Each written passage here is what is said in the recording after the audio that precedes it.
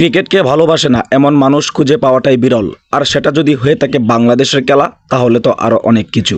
শতকোটি দর্শকের আবেগের নাম বাংলাদেশ ক্রিকেট। তবে সাম্প্রতিক বাংলাদেশে ক্রিকেট ধ্বংস হয়ে যাচ্ছে। তার অন্যতম কিছু কারণ হচ্ছে বাংলাদেশের কিছু ব্যাটার এবং বাংলাদেশের ক্রিকেট ম্যানেজমেন্ট।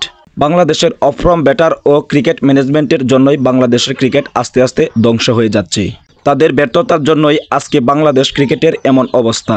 তবে বাংলাদেশের ক্রিকেটের আরেকটি বড় সমস্যা হচ্ছে যে প্লেয়ারদের ফর্ম আছে তাদেরকে মূল্যায়ন না করা।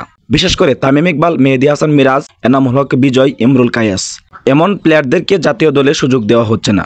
তাদের যেমনই রয়েছে অভিজ্ঞতা, ঠিক তেমনই রয়েছে সেরা পারফরমেন্স করার ক্ষমতা, তবুও তাদেরকে জাতীয় দলে সুযোগ দেওয়া হচ্ছে না। তাদেরকে সুযোগ না দিয়ে সুযোগ দেওয়া হচ্ছে সৌম্য সরকার, লিটন দাস, শান্ত এদের মতো প্লেয়ারদেরকে, যারা বাংলাদেশ ক্রিকেটে বর্তমানে অফ ফর্ম ব্যাটার।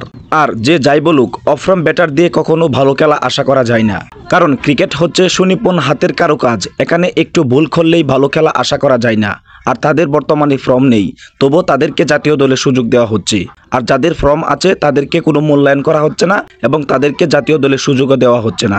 এটার জন্য আস্তে আস্তে বাংলাদেশ ক্রিকেট নষ্ট হয়ে যাচ্ছে এবং দিন দিন ক্রিকেট প্রেমী দর্শকদের আগ্রহ কমে যাচ্ছে। সুপ্রিয় দর্শক, আমার মতের সাথে কারা কারা একমত আছেন, কারা কারা আগের চাইতে এখন তুলনামূলক খেলা কম দেখেন, তারা অবশ্যই কমেন্ট বক্সে জানিয়ে যাবেন। তবে আপনারা আশায় থাকুন, এমন একদিন আসবে বাংলাদেশের ক্রিকেট আরো উন্নত হবে এবং ভালো ভালো ক্রিকেটার এসে আমাদের মনের আশা পূরণ করবে।